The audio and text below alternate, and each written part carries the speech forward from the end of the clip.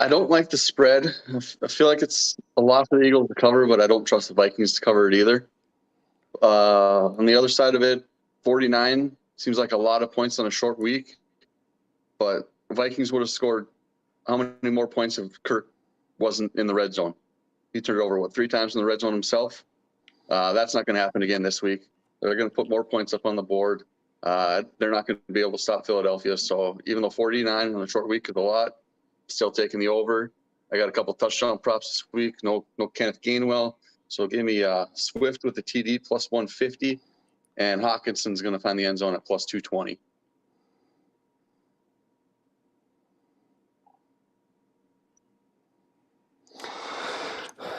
Okay, the Vikings absolutely tear for me.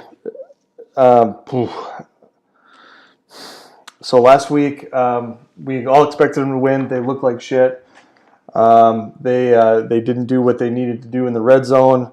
Kirk was, he had flashes of brilliance, but just not in the red zone. And the Vikings do what the Vikings do. It's what they've done since forever and always. They let you down. They lose when they're supposed to win. They win when they're supposed to lose, and they fuck up every single bet that you ever make on them. Don't bet on Minnesota sports. I feel like I need that on a banner right behind me.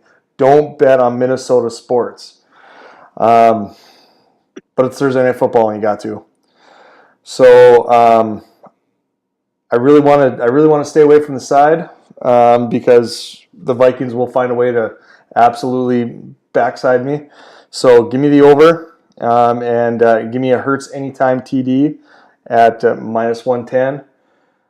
Also like TJ Hawkinson over 4.5 receptions. I might take the alt line and get up to 5.5 because 4.5 is pretty juicy right now at minus 179. So I'll probably do a nice little ladder there. 4.5, 5.5, 6.5.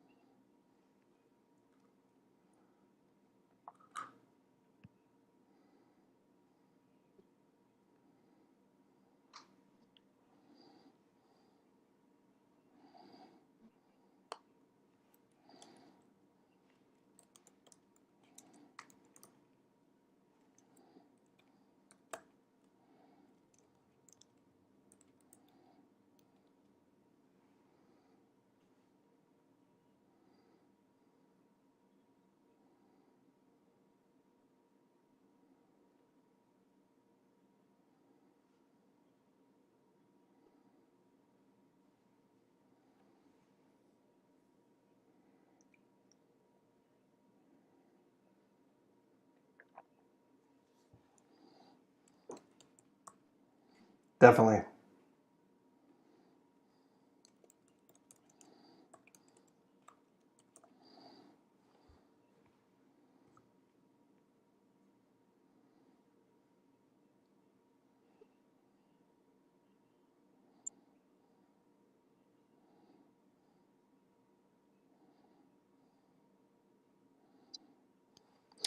Well, Kansas City's at 3 for now. This line's going to move as Kelsey officially gets confirmed that he's playing. I don't see him missing this week.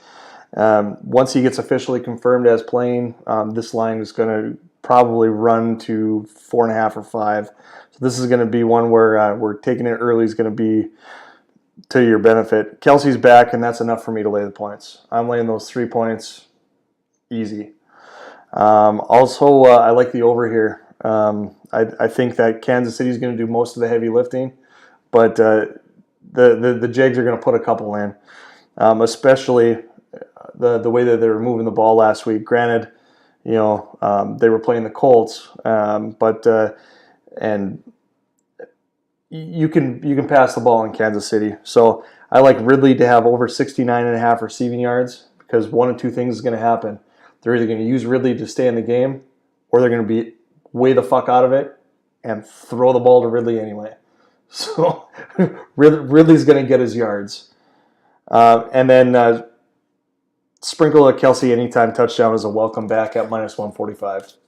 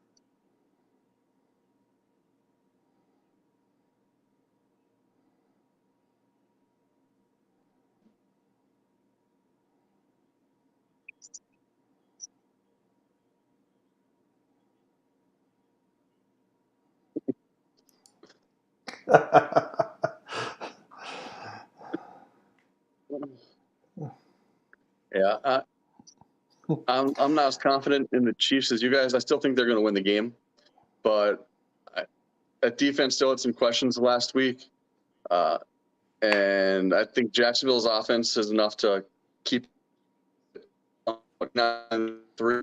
I just feel a little more confident in the Chiefs money line. I got that at minus 150. A little juicy, but just a little insurance.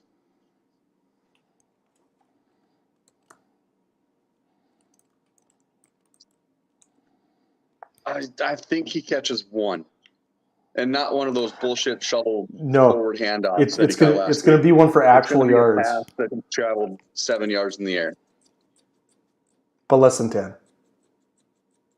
Yeah.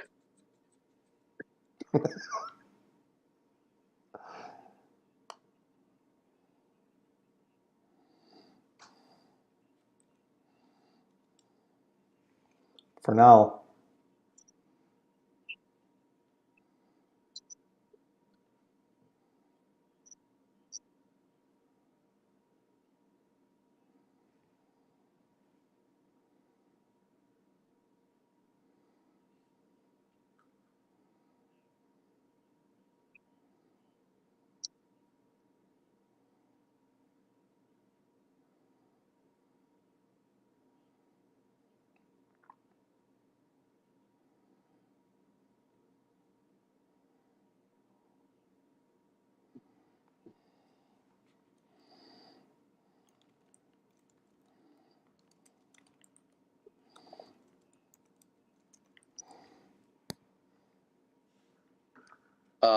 I got the Bills winning this game easy. That's one of the locks of the week.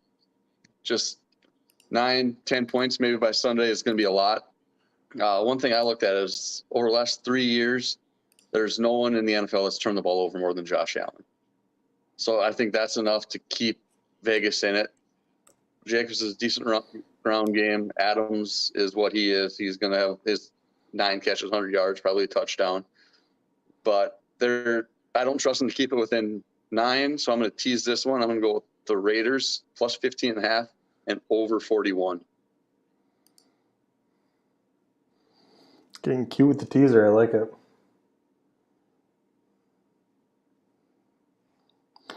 Okay, 9.5 points is too many. And I think 9.5 points is especially too many considering how bad the Bills looked last week. Did you know that Josh Allen had more completions to the New York Jets than Aaron Rodgers did?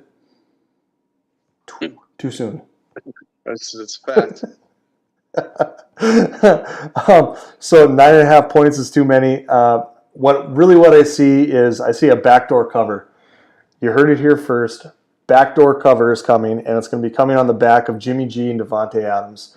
This is going to be a fourth quarter that's reminiscent of Josh Allen trying to make moves with Stephon Diggs and basically riding him like Seabiscuit.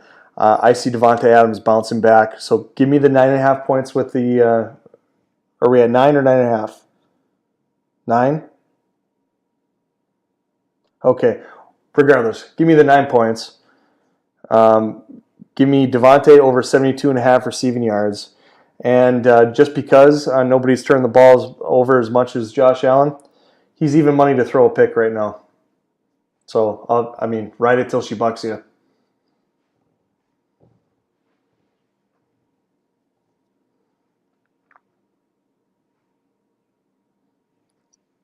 But Jacoby Myers is dead.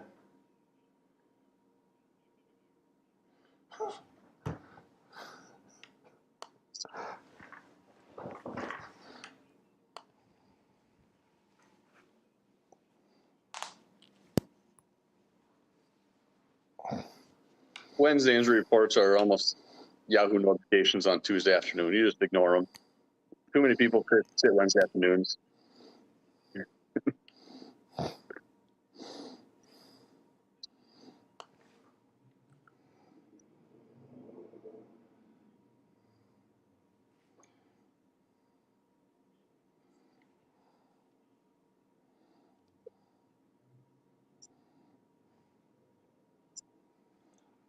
Ravens plus the points. The Bengals still apparently haven't shaken off the rust. Joe Burrows should have played in the preseason, but he got his bag, he got his cash, and fuck everything else, which was his attitude last week. This division, I'm gonna have to absolutely disagree with you, is a hot dog shit mess right now, from top to bottom. There's not a bright spot in it. And I think this game is going to be low scoring and close. If I was a guy who was so inclined to bet an under, this would be a great spot at 46.5. But for me, at this point in my NFL betting season, it's not in my vocabulary. Not going to do it. Can't make me. So I'm just going to keep this one simple. Bengals plus the points. I'm sorry, Ravens plus the points. I'm reading my notes here. Yeah, I'm going to piggyback on him, but I'm going to go a step further, and I'm going to take the Ravens on the money line. He touched on it perfectly that the Bengals are a hot dog shit mess last week, and it's going to take more than a division rival to get that off. Losing J.K. Dobbins, what's whatever. Gus Bus and Hill are going to make up for that and keep that train rolling. I just don't trust the Bengals until they can at least score a touchdown. Fair.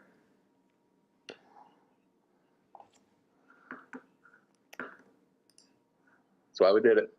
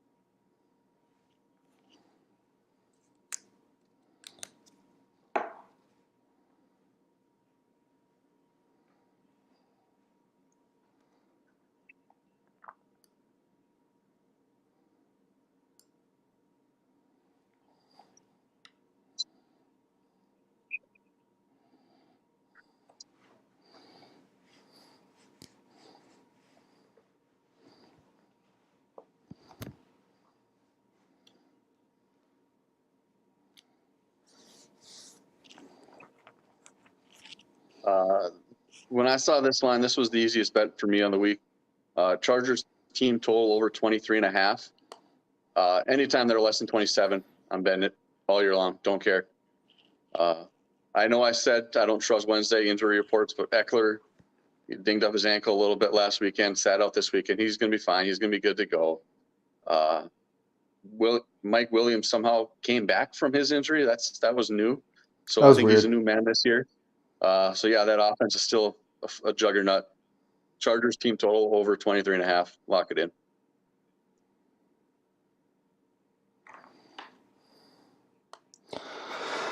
Yeah. Basically, Chargers lay the points because Tannehill sucks. No further explanation needed. They won't be able to ride Derrick. They won't be able to ride Derrick Henry. I think they'll shut him down. So I like the Chargers. Lay the points. The Chargers are going to score early and often. So I want the Chargers team total over 25 or 24.5. And the Chargers first half team total over 11.5. Before Stoddard jumps in, I did have one thing written down here on my notes that to piggyback on Chris saying Tannehill sucks. If there's a prop for him to get benched, take it. Ooh, that's a good one.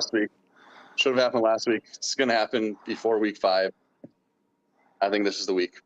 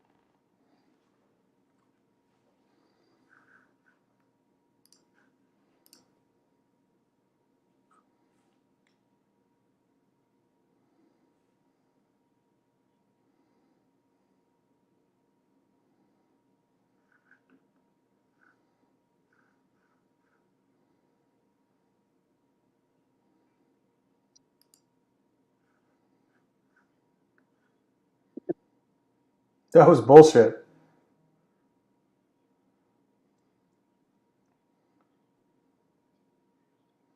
It is right.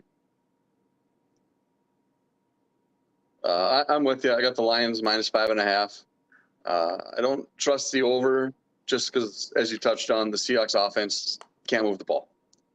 So without their starting linemen, there's going to be no protection. They can't run the ball. Lions minus 5.5. I might even dabble with their team total later in the week just to see where it's at. All right. Consensus pick time. The first consensus pick of the night, I think, right? All right, consensus pick. Lions, lay the points. Those guys are 10 feet tall and bulletproof, and there is not anything that is going to shake that confidence. Most certainly not the Seahawks. I'm with Schwab. I don't think the over. I just don't think that the Seahawks can pull their weight, especially on the road. And I think that the Lions do the heavy lifting here. So I'm not on a team total yet, but I will be. And I'm also on Gibbs anytime touchdown. I'm going to bet this for 1.5. I'm going to keep betting it until it hits. The Connor McDavid strategy. Just it's gonna happen. It's going to happen sooner than later too. He got to And walk in last week and be I hope it happens now. But pretty soon I'm not going to be able to make any other bets if he doesn't score in by week 4. I'm not going to be able to make any other bets because I'm going to have to keep doubling up, and all my money is going to be on a Gibbs anytime touchdown. But on the bright side, if he doesn't score by then, the odds are going to keep going up. Oh yeah, it's probably plus 250 by then.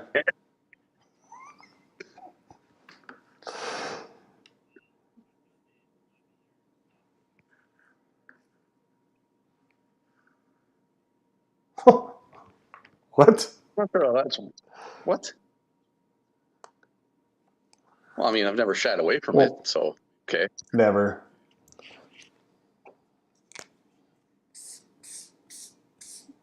Okay.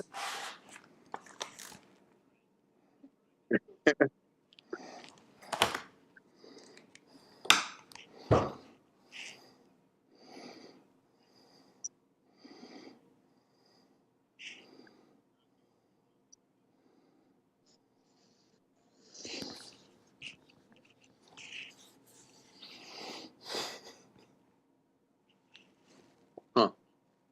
I'm gonna come back to that one. Yeah. I'll take the L. My fantasy league doesn't draft defensive players.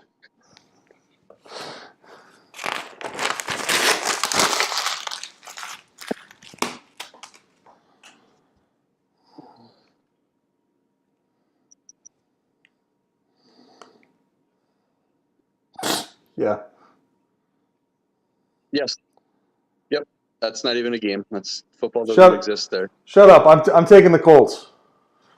I want the Colts. Give it to me. Pittman. Cricket game. I think Pittman is at 4.5 receptions. I'll take the over on that too. You spent way too much time on this game. Moving on.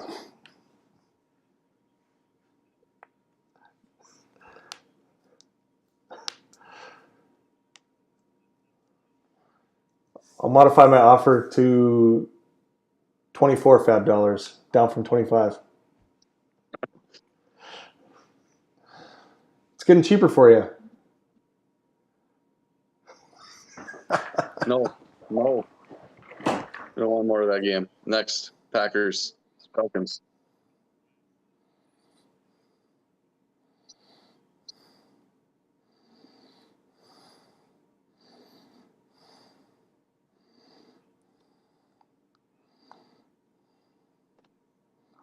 Oh.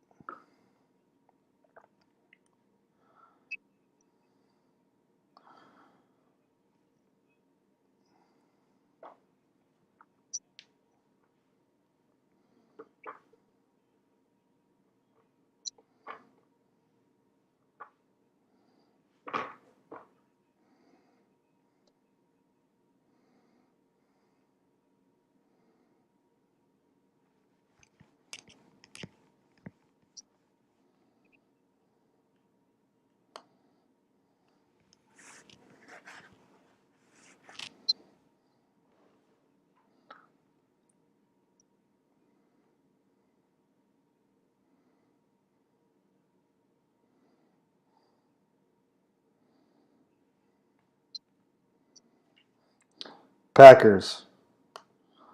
I'll lay the points. I'm not worried about it. You think everyone's they got a few things, but what they do have is Aaron Jones, and let me tell you, I mean, he's on the roster. Is he active though?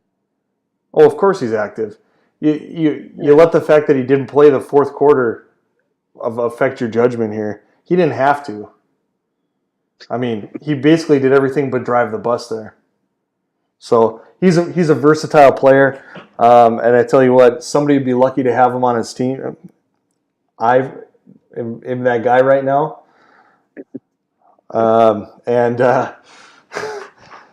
he's going to be a big part of my my week 2 victory, and the reason why I'm 2-0, and I like it. So give me the Packers spread. Give me an Aaron Jones anytime touchdown, and that's about all I have to say about this game. I've already locked in Packers money line, but if I could, I would delete that bet if I had a good book that would let me do that. Because everything you just said makes me want to bet against you now.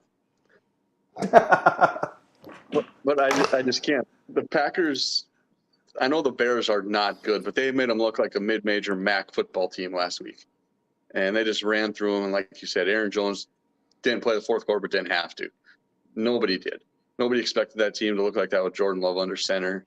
And I just think Atlanta's not that much better than Chicago.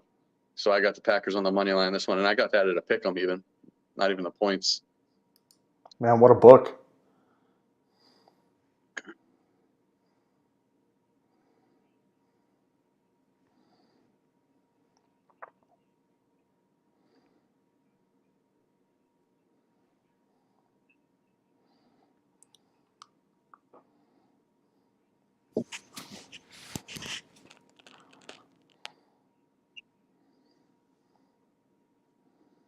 Oh, I want to pass on this one too, just because rule number one: don't bet on shitty football. And how the Buccaneers are 1-0 shouldn't be, just because the Vikings literally handed that game to them in the red zone multiple times.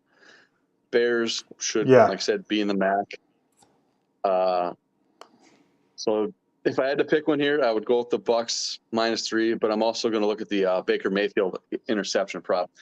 Baker Maker, the turnover maker, didn't make one last week, but it's only a matter of time.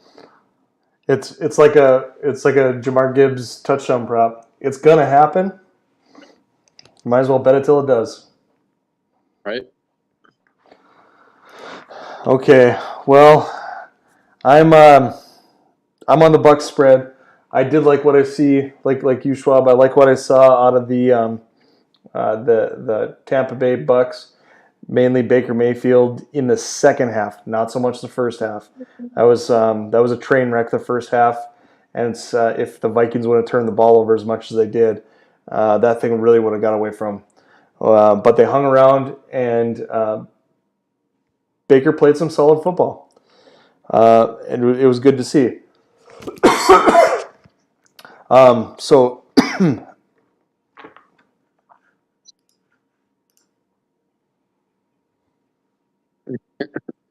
right.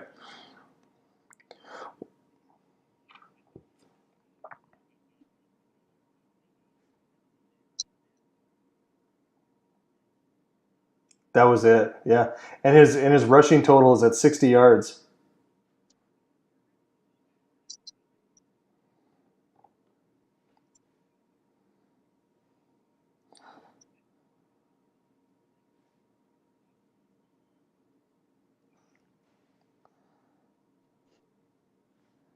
Yeah. Yeah. Give me the Bucks spread. I'm scared of Justin Fields props, especially with the total being where they're at. But where I'm really going to be on this game is on a live bet in the third quarter, because last week reminded me of why Justin Fields so many fantasy points. It's because they are so far out of the game in the halfway through the third quarter.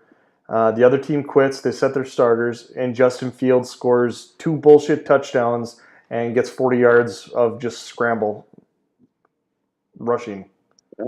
So he's a garbage time quarterback. He's not going to win you any actual football games.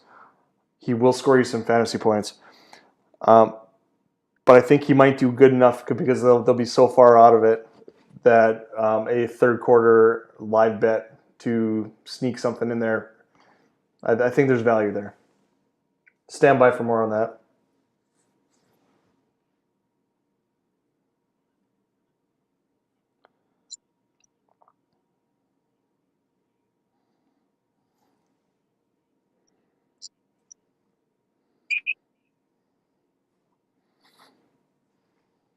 I'm going Scott Hansen.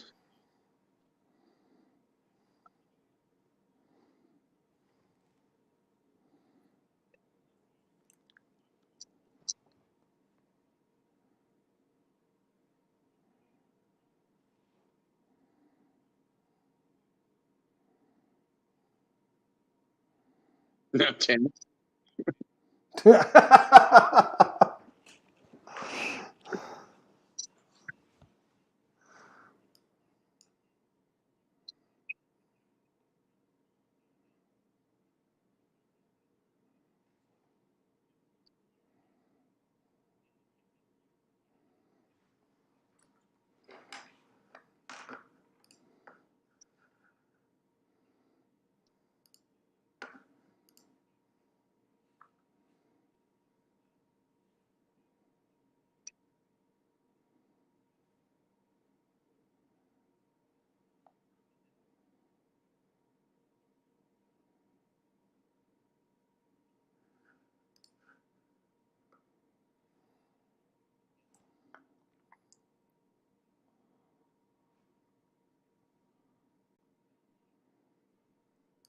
You get it.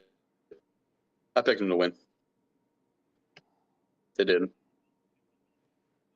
That's You're fair. drunk on that one. I did want to pass on that game.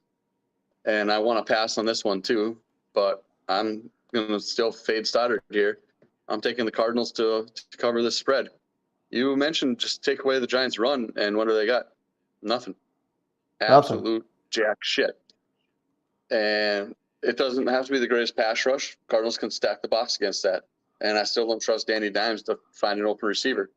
So give me the Cardinals plus 5.5. And I'm also going to tease this with the under, I believe I'm going to do. Now I see that at 40.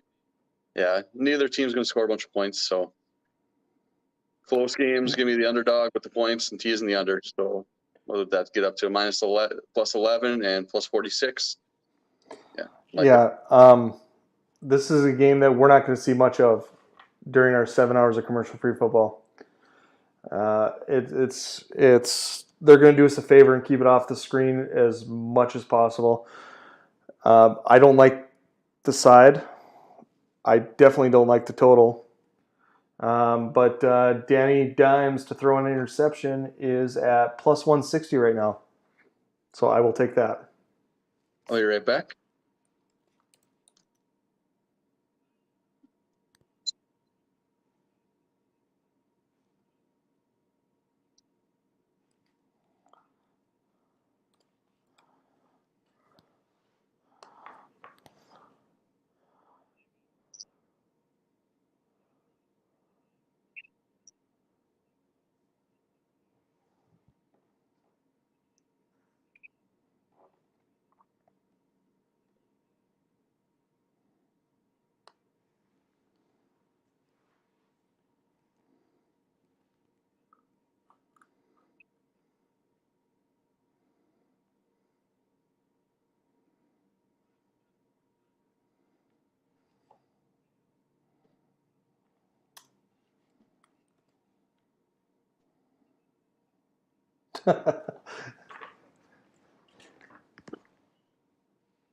This thing's a runaway train.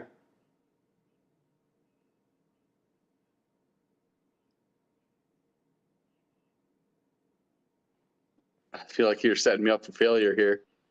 But you mentioned some home division dogs in the past, and those are 2 3-point dogs. This is 8 points.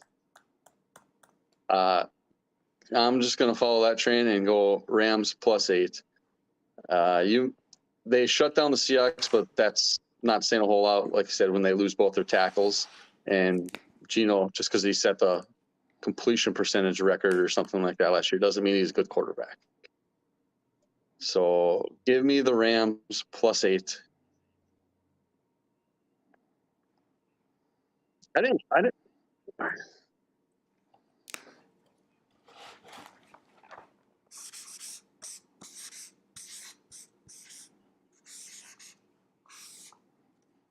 It's the loudest marker board of all time. It's not even a marker board.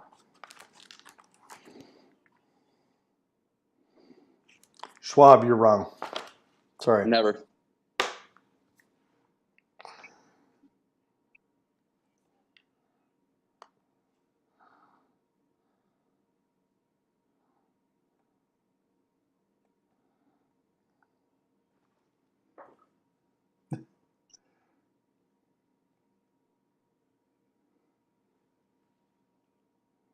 No, this game's a runaway freight train, and like Stoddard said, opened at 4.5. It's already to 8. It's going to be 9.5 if you wait till Sunday. So tease it now.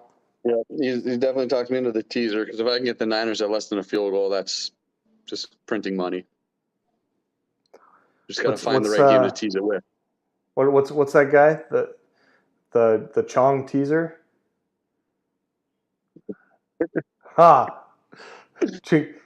Ching Wong. It's all the same.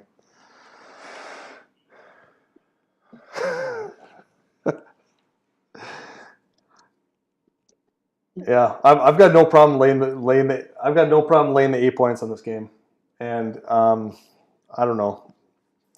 I just don't like the fact that the Rams are relying on Cam Akers and I don't know who else. I feel like Cam Akers losing his job too. Oh yeah, so that tells you that.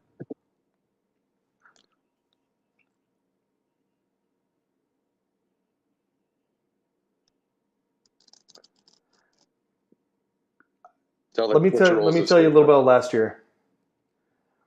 Brandon Ayuk had a monster first 2 weeks and then disappeared the rest of the season.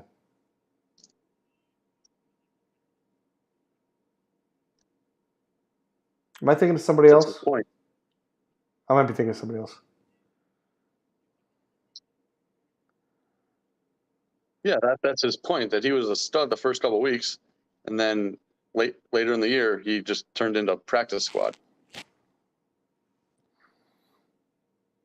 I think we'll have to pull up his game by game.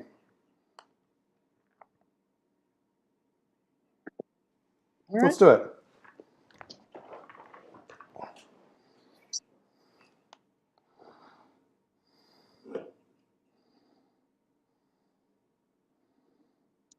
Either way, I feel like Pro Football Reference is just a quick, right at the tip of your finger there. Wasting all your time with Google here.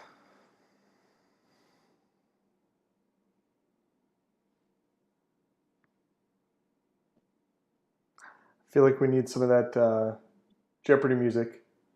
Do do do do do do do.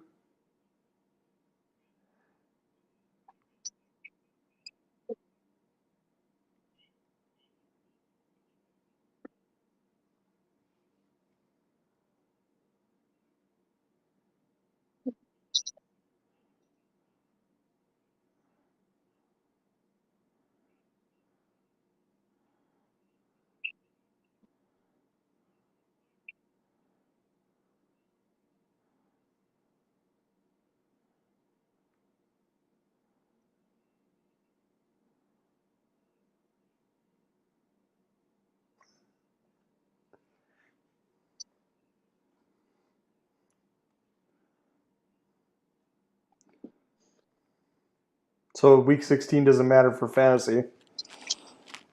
That's what I'm talking about, fantasy production. And when you need him the most for that playoff push.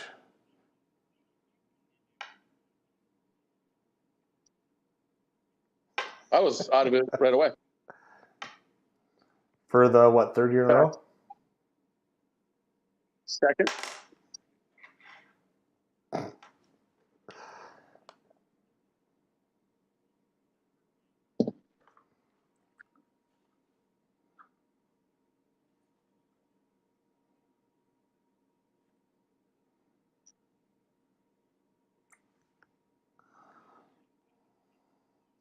Why is there so much shitty football this week? I think they're trying to get it all the way.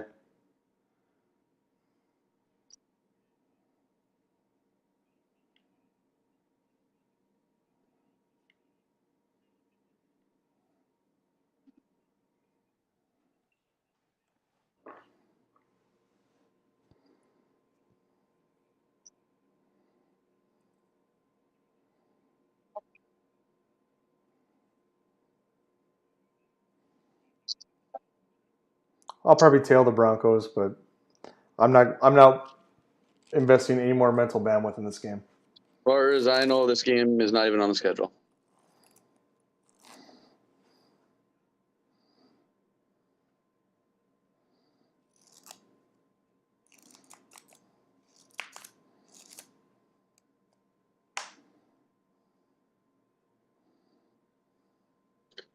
I like the Chargers. I am going to just take the Cowboys team total on this one.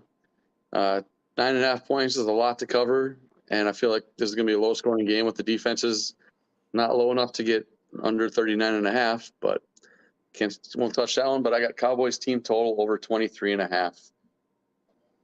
I like that. The other thing I like is I like the team total, and I like Tony Pollard to score a touchdown at 110.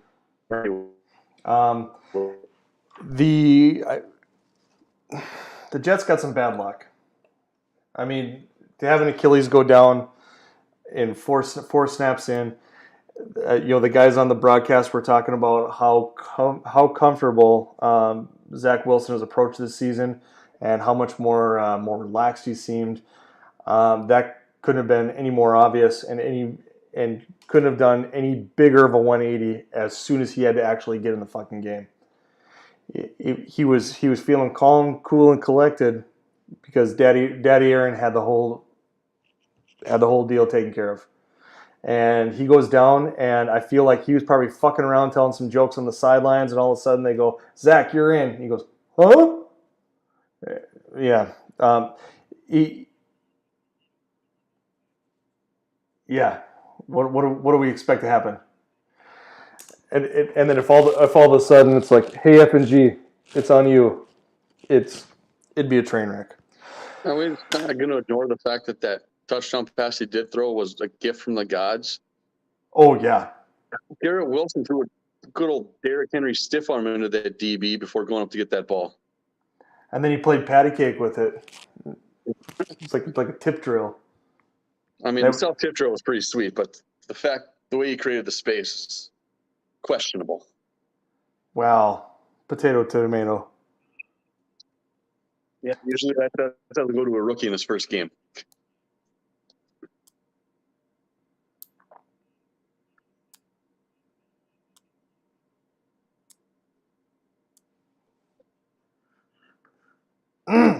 What's that? Say what you said. Say it again. Say it in the mic.